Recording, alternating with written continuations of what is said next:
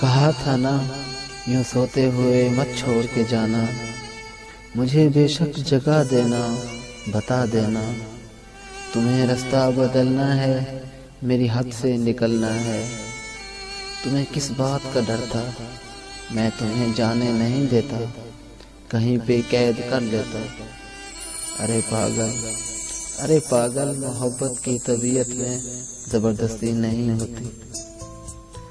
जिसे रास्ता बदलना हो उसे रास्ता बदलने से, जिसे हद से निकलना हो उसे हद से निकलने से न कोई रोक पाया है न कोई रोक पाएगा।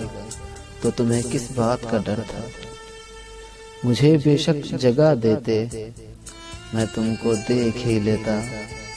तुम्हें कोई दुआ देता, कम से कम यूं तो ना होता। मेरे साथी ये हकीकत है, तुम्हारे बाद खोने के लिए कुछ भी नहीं बाकी। मगर मैं खोने से डरता हूँ, अब मैं सोने से डरता हूँ।